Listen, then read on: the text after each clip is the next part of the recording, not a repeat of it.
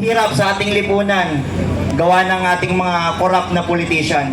So ngayon, tinatawagan po natin si Chairman Greco dito sa entablado para magpahayag po ng suporta sa atin at makapag-prayer na rin.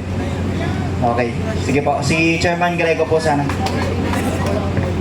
Bago tayo mag-prayer kay Chairman Greco, itatanong ko lang, sino yung nakakuha ng coverage kanina? Yung kinakabayan ko yung mga pulis? Sa'yo? Okay. Yung picture sa kayong video. Please, post natin yun kasi yun ang pagkakaiba natin, di ba? Kaibigan natin yung pulis. Ha? So, labas-pasok tayo doon, wala tayong permit doon.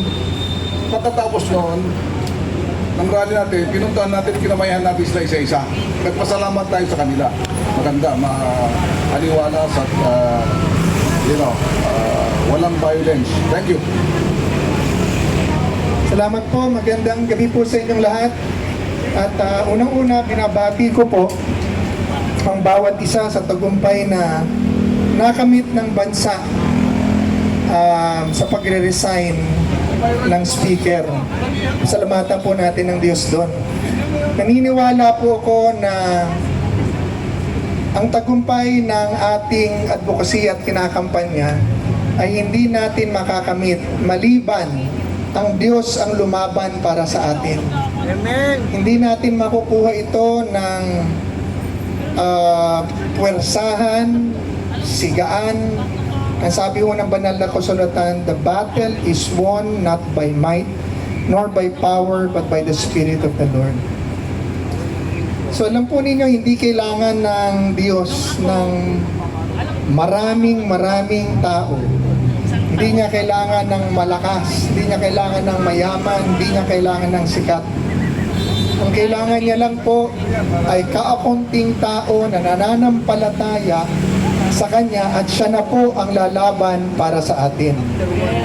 Ang atin pong nilalabanan ay problema ng buong Pilipinas at lahat ng Pilipino na wala namang magawa dahil yung mga inilagay natin sa pwesto ang nangaabuso ng kapangyarihan at hindi natin mapigilan.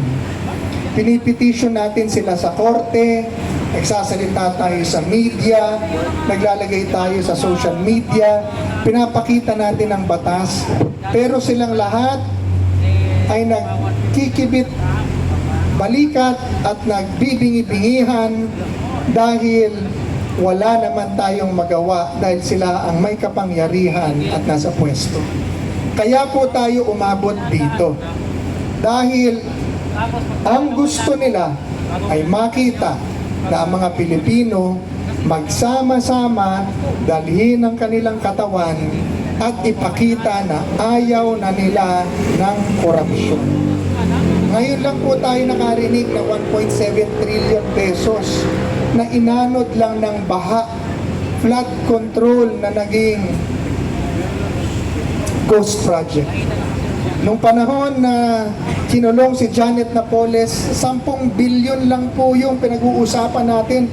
Naggalit na ang buong bansa. Ngayon, 1.7 trillion pesos. Manliliit po yung problema ni Napoles. Kaya po tayo naririto ngayon. Dahil tayo ay magsasama-sama muli at iniimbitahan natin ang lahat ng Pilipino na nagmamahal sa bayan at ayaw na ng korupsyon na magsama-sama pumunta dito, sumama sa atin at manalangin. Magdala ng sarili-sarili niyo pong kandila, grupo, tubig at pagkain at ibigay ang oras at ang lakas para petisyonin ang Panginoong Diyos na manguna para sa kaligtasan at kaayusan ng ating bansa. Yan po ang dahilan natin dito. Panalangin talaga po ipananalo at ipapanalo natin dito. At kaya nagpapasalamat po ako sa mga pulis, sa mga sundalo, sa mga vloggers, at sa lahat na naririto dahil kayo po ang tunay na hero ng ating bansa. So manalangin po tayo sa araw na ito, sa gabing ito.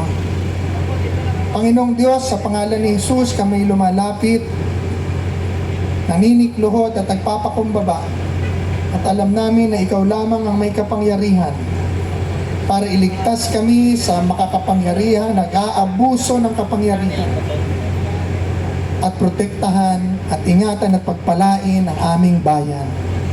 Panginoon, gusto na namin makalaya sa tanikala ng korupsyon at pang-aabuso ng makapangyarihan. Ikaw po ang manguna sa labang ito. Maghimala ka, O Diyos, at dalangin namin na ingatan at pagpalain niyo lahat ng mga tao na naririto. Ang mga nagvo-volunteer, ang mga vloggers, ang mga opisyal, mga dating opisyal, pagpalain at ingatan niyo po kami at ang aming pamilya. Subalit, Panginoon, hinihingi namin na parusahan po ninyo ang lahat na nagkasala at nagpapahirap sa aming bansa at sa Pilipinas. Pagpalain niyo ang aming bayan, humihingi ho kami ng kapatawaran sa aming mga kasalanan. At nananampalataya kami na kami naririnig niyo ngayon dahil ikaw ang hari ng mga hari at Panginoon ng Panginoong Diyos at pinuno ng lahat ng bayan. Pagpalain at hipuin niyo rin po ang puso ng aming mga opisyal, Panginoon, na magbagong kanilang isip, magbagong kanilang puso, gawin ng tama at magpakumbaba.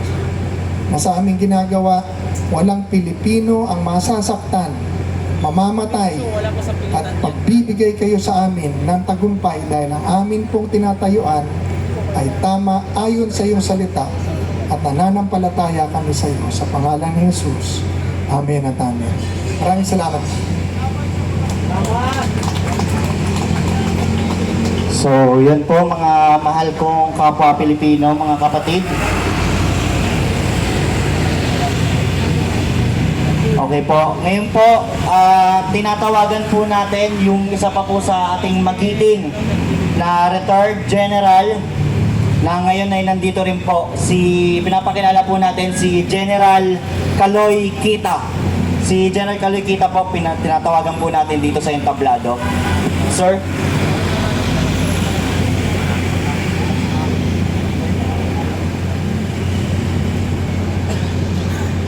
Magandang gabi po sa inyo lahat. Magandang gabi po. Akala ko'y tapos na dahil nagdasal na tayo at bukas sana ang aking pagsasalita. Pero dahil sa tinawag ako, ay hindi ko pakahabaan. No? Matagal ako sa serbisyo at alam ko ang pangyayari no? Hanggang ngayon. No? 42 years or almost 43 years. 34 years in the military service and 8.5 years sa public service. Nung nag-retire ako, bumalik ako. Ako po ay naging undersecretary ng Anti-Red Tape Authority, no?